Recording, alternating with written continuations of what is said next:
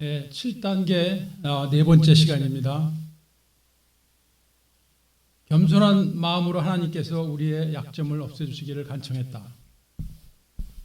주 앞에서 낮추라 그러면 주께서 너희를 높이시리라. 야고보서 4장 10절 말씀입니다. 우리는 지난 7단계 강의들을 통해서 우리 예수님의 삶 속에서 보여주신 겸손과 또 예수님이 가르치심 가운데 있는 겸손에 대해서 말씀드렸습니다. 그런데 이 겸손은 신앙생활, 회복생활을 하고 있는 우리들에게는 선택 과목이 아니라 필수 과목인 것입니다. 그러므로 겸손은 있으면 좋고 없어도 괜찮은 것이 아니라 겸손이 없으면 망할 수밖에 없는 것이 우리들의 회복의 현실인 것입니다. 그래서 오늘은 겸손을 이루는 길이라는 제목의 강의가 되겠습니다. 겸손을 이루는 제일 첫 번째 길은 자신의 실체를 깨닫고 인정하는 것입니다. 즉 하나님 앞에서 죄인됨이 깨달아져야 하는 것입니다.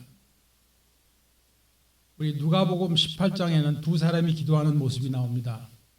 13절 말씀을 먼저 보시겠습니다. 세리는 멀리 서서 감히 눈을 들어 하늘을 우러러보지도 못하고 다만 가슴을 치며 가로되 하나님이여 불쌍히 여기옵소서 나는 죄인이로소이다 하였느니라. 그런데 이 기도는 11절과 12절에 나오는 바리새인의 기도와는 대조를 이룹니다.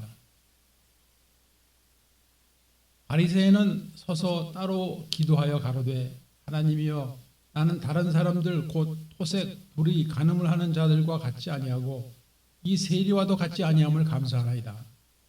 나는 일에 2번씩 금식하고 또 소득의 11조를 드리나이다. 이것이 바리새인의 기도입니다. 하나님의 말씀대로 살기 위해서 최선을 다하는 것을 나무랄 수는 없습니다. 그러나 다른 사람들은 천하고 더럽고 나는 깨끗하고 완전하다는 생각과 태도는 그 자체가 죄인 것입니다. 그런데 13절에서 우리는 다른 종류의 기도를 보게 됩니다. 세리는 멀리 서서 감히 눈을 들어 하늘을 우러러보지도 못하고 다만 가슴을 치며 가로되 하나님이여 불쌍히 여겨주시옵소서 나는 죄인으로소이다 하였습니다. 이 세리는 그 당시 사람들이 통상적으로 기도하는 자세, 즉 하늘을 우러러보는 자세도 취하지 못한 채 자신의 가슴을 치며 애통하고 있습니다. 불쌍히 여기옵소서 하며 하나님의 관대한 처분만을 호소하고 있는 이 죄인을 주님께서는 금식하며 11조를 바치는 그 바리새인보다 의롭다 하셨습니다. 우리 주님은 오히려 이 겸손한 죄인 세리의 기도를 기뻐하신 것을 볼 수 있습니다. 14절입니다. 내가 너에게 이르노니 이 사람이 저보다 의롭다 하심을 받고 집에 내려가는다. 무릇 자기를 높이는 자는 낮아지고 자기를 낮추는 자는 높아지리라 하시니라. 자신이 스스로 낮아질 때 주님께서는 그를 높여주셨습니다. 그러므로 하나님 앞에서 자신이 죄인임을 처절하게 인정하는 것이 겸손의 첫 번째 요소입니다. 두 번째 요소는 이 사실을 다른 사람들 앞에서도 인정하는 것입니다.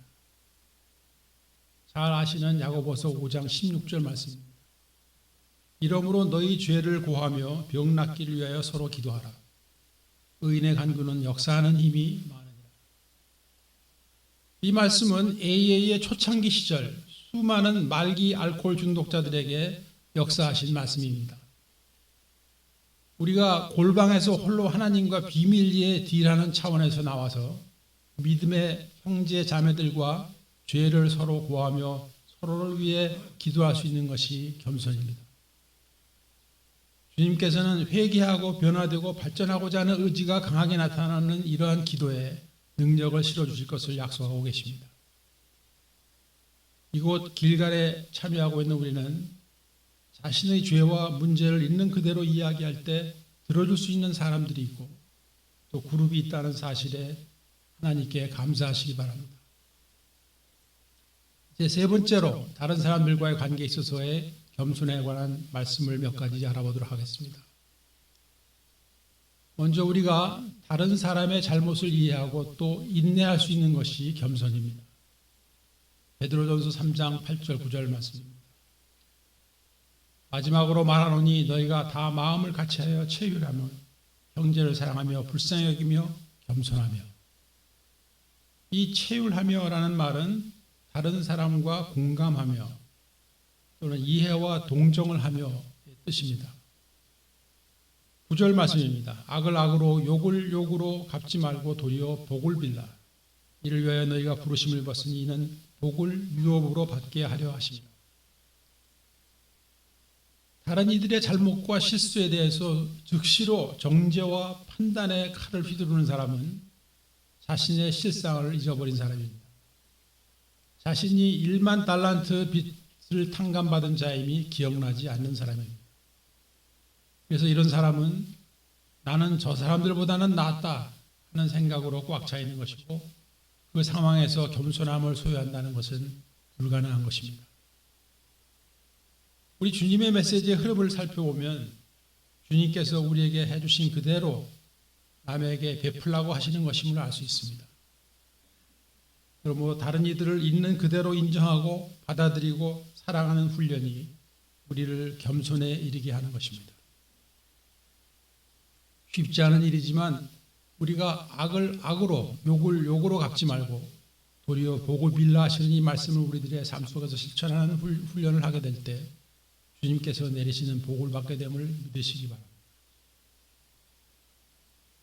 네 번째, 위임 권위자에게 순복하는 훈련이 겸손에 이르게 하는 길입니다. 베드로전서 2장 18절입니다. 사환들아 범사에 두려워함으로 주인들에게 순복하되 선하고 관용하는 자들에게만 아니라 또한 까다로운 자들에게도 그리하라.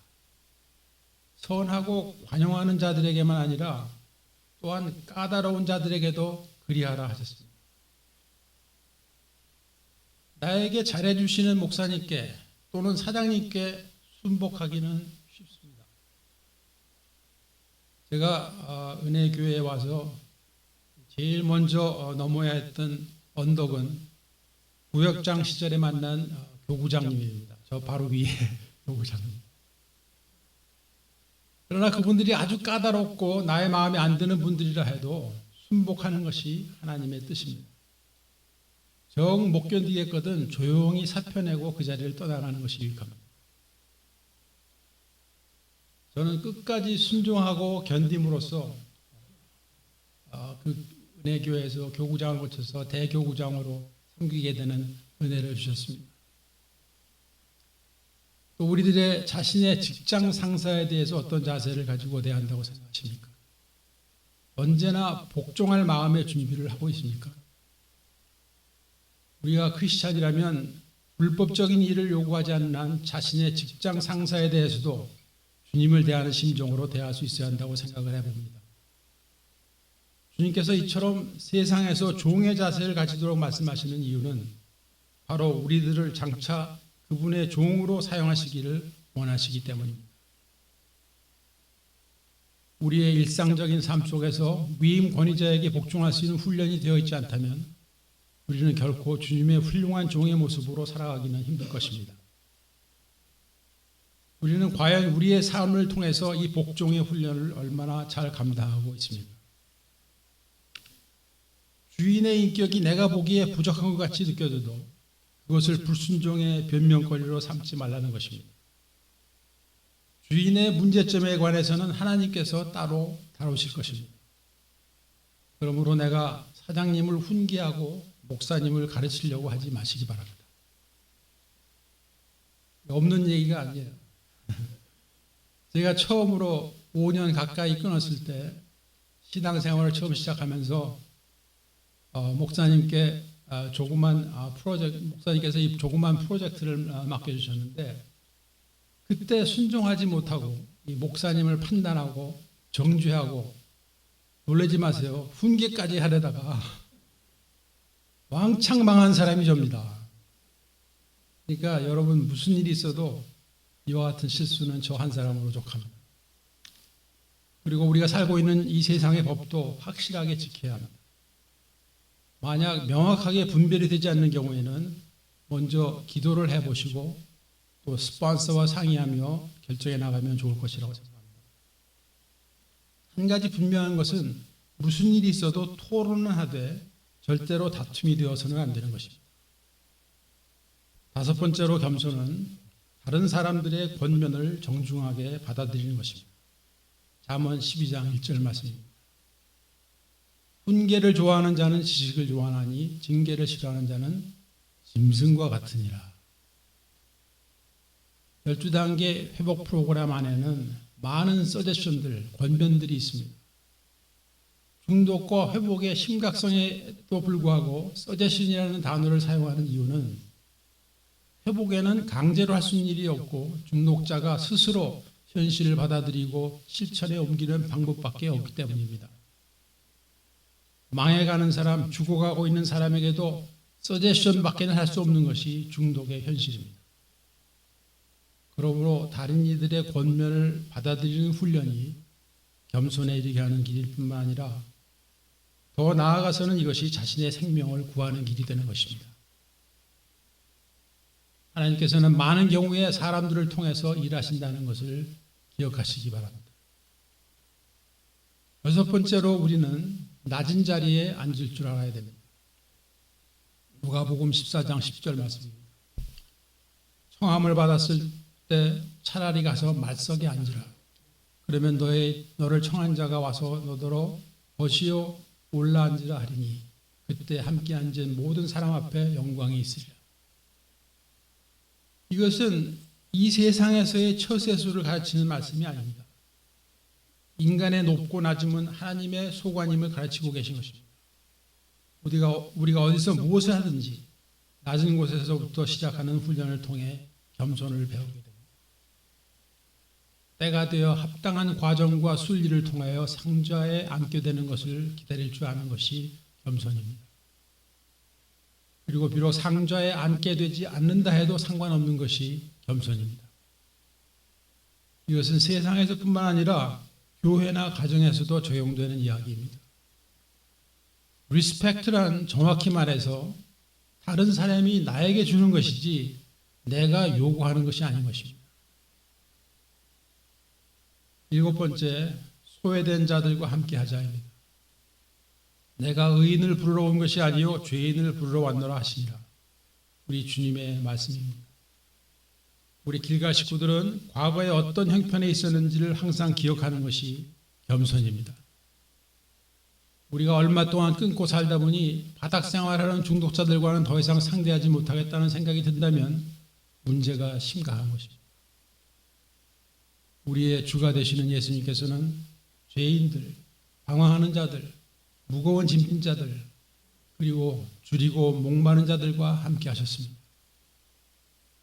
우리도 중독자와 가족들을 정죄하지 아니하고 그들이 치유받을 수 있도록 함께 교제하고 도와주는 과정 속에서 우리가 더욱 겸손해짐을 믿습니다. 그리고 여덟 번째로 겸손은 우리가 다른 이들을 섬기는 쪽을 선택하는 것입니다.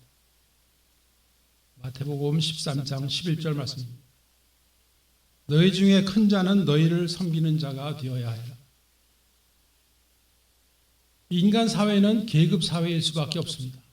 그러나 누구든지 대접받기를 원하고 있는 사람은 실제로는 큰 자가 아닙니다. 큰 자는 섬기는 자이기 때문에 큰 자로 대접받게 되는 것이 영적인 세계의 원리입니다.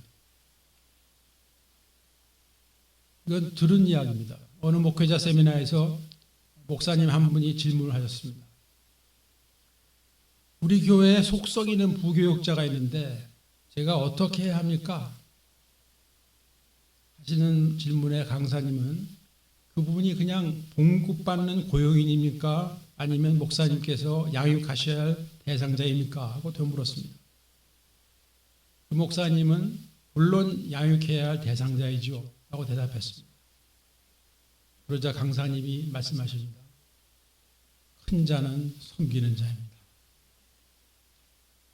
우리가 진정한 겸손이 무엇인지를 깨닫고 또 얻기를 원한다면 타인의 이익을 위해서 자발적으로 하는 봉사와 헌신을 시도해 보시기 바랍니다. 이것은 우리의 삶의 현장에서 아주 작은 것으로부터 시작할 수 있습니다. 또 믿음의 공동체, 회복의 공동체 안에서도 다른 사람들에게 별로 인기가 없는 일이 있게 마련입니다. 대부분의 사람들이 귀찮아하는 그런 일도 있습니다. 이런 것들을 스스로 찾아서 해볼 수가 있습니다. 또 트레시아스 봉사자로 섬길 수 있습니다. 이 과정들 속에서 애쓰고 인내하고 노력하는 가운데 우리가 점차 겸손해짐을 경험하게 될 것입니다. 5년 반 후에 재발은 저로 하여금 많은 대가를 치도록 하였지만 또한 그것을 통해서 저에게 많은 것을 가르쳐 주셨습니다. 그 중에서도 가장 크고 힘들었던 교훈이 겸손의 훈련이었습니다. 그러나 그 과정 속에서 제가 정신을 바짝 차리고 있다가 보니 그 함정들을 미리 보고 피할 수 있도록 하여 주셨습니다. 물론 쉽지만은 않은 과정들이었습니다. 그러나 이것을 항상 염두에 두고 신앙생활을 할 때 우리 주님께서는 저를 교회 공동체 안에서 성장할 수 있는 기회도 주셨습니다. 다음은 9번째, 다른 사람을 용서하는 것을 주저하지 말자. 마태복음 18장 21절 22절 말씀입니다. 그때 베드로가 나와 가로되 주여 형제가 내게 죄를 범하면 몇 번이나 용서해 주리까? 7번까지 하오리까? 예수께서 가라사대 내게 이르노니 7번뿐 아니라 70번씩 7번이라도 할지니라. 우리가 용서를 구하는 것이나 남을 용서하는 것이나 모두 겸손이 요구됩니다. 그리고 주님께서 나를 지속적으로 용서하고 계심으로 나도 다른 이들을 용서하는 것입니다. 주님의 말씀이기 때문에 나를 미워하고 무시하고 해치려는 자조차도 용서하려고 몸부림치는 가운데 우리는 겸손을 배우게 된다고 생각합니다. 그러므로 매일 만나는 사람들과 항상 적대감 속에서 살고 있는 사람처럼 불쌍한 사람은 없는 것입니다. 이런 사람들은 대개가 지극히 교만한 사람이며 위성숙에서 벗어나지 못한 사람들이라고 할 수 있습니다. 지금까지 주변 사람들과 계속 부딪히며 살아왔습니까? 결국 내가 겸손해져야 다른 사람들이 용서가 되고 그로 인하여 평안이 내 안에 찾아 들어오게 되는 것입니다. 또 많은 경우에는 내가 다른 사람을 용서해줘야 하는 것이 아니라 내가 용서를 받아야 하는 상황인데 오히려 내가 더 흥분하고 더 큰 소리 치고 있는 것입니다. 우리 배우자들끼리도 용서 좀 하면서 합시다. 지난 세월 나와 살아오면서 정말 고생 많이 해온 상대방에게 이거는 양쪽 다입니다. 감사하는 마음을 표현하면서 살 수 있으면 좋을 것 같습니다. 상대방이 실수 좀 하더라도 넉넉히 덮어주며 살아가는 것이 겸손입니다. 10번째, 남을 자기보다 낫게 여기라. 빌립보서 2장 3절 말씀입니다. 아무 일에든지 다툼이나 허용을 하지 말고 오직 겸손한 마음으로 각각 자기보다 남을 낫게 여기고 누구든지 진실로 자신의 실체를 깨닫게 되면 내가 다른 이들보다 더 나은 것이 없음을 알게 된 겸손한 사람이 된 것입니다. 내가 지금 바라보고 있는 어느 한 사람을 하나님께서는 천하보다 더 귀하게 여기고 계시며 사랑하고 계시다는 것을 깨달은 사람은 겸손한 사람입니다. 우리가 이 사실을 망각하고 살아가서는 안 되는 것입니다. 평소에 우리 각자가 자기보다 남을 낮게 여기는 훈련을 하면서 진정한 겸손이 무엇인지를 느껴보시기를 바랍니다. 여러분, 감사의 집 식구들은 정말 복 많이 받은 분들입니다. 왜 그런지 아세요? 매일매일 순간순간마다 이 훈련을 항상 받으면서 살 수 있기 때문입니다. 자기보다 남을 낮게 여기는 훈련. 아멘. 11번째, 범사에 감사하자. 데살로니가 5장 18절 말씀. 범사에 감사. 이는 그리스도 예수 안에서 너희를 향하신 하나님의 뜻입니다. 우리는 언제 어떤 환경 속에서 작은 것까지도 감사할 수 있게 될까요? 모든 것이 협력하여 선을 이루게 하시는 하나님에 대한 믿음이 확실해질 때 가능하게 되고 이것이 바로 겸손입니다. 일이 성공적으로 이루어질 때 내가 잘나서 운이 좋아서 된 것으로 믿으면 감사할 내용이 하나도 없는 것입니다. 일이 잘 될 때는 물론이고 도무지 감사할 수 없는 것 같이 보이는 상황 속에서도 감사할 수 있는 것이 믿음이요 겸손인 것입니다. 12번째, 십자가를 바라보자. 빌립보서 2장 5절에서 8절 말씀입니다.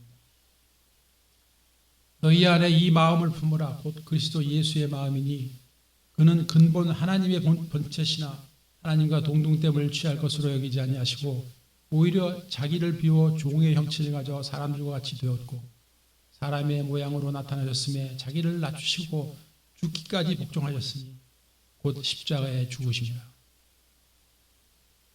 우리가 주님을 닮아가기 위해 기도하고 말씀을 묵상하며 그 말씀을 실생활 가운데서 실천하기 위해서 최선을 다하는 가운데 그리스도 예수의 마음을 품을 수 있게 되기를 소원합니다.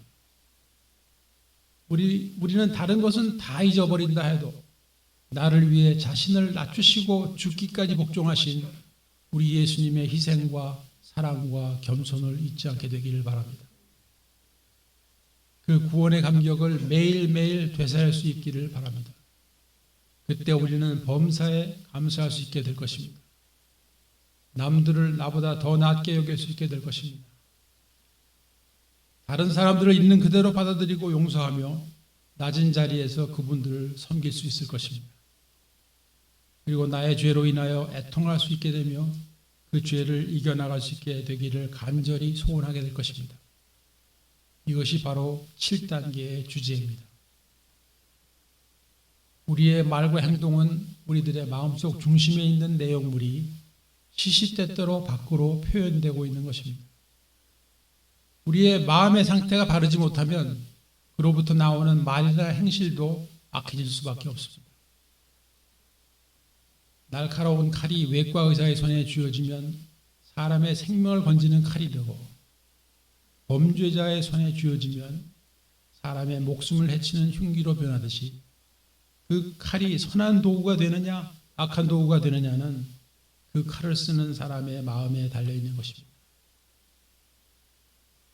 우리는 우리 마음속에 있는 시기와 질투, 교만과 분노, 미움과 거짓과 탐심과 음욕 등 모든 악한 것을 몰아내고 그 자리를 그리스도의 마음으로 매일매일 채우기를 원합니다.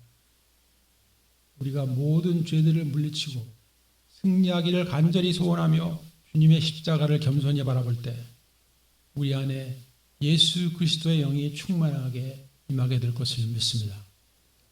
오늘 강의는 여기서 마치겠습니다. 감사합니다.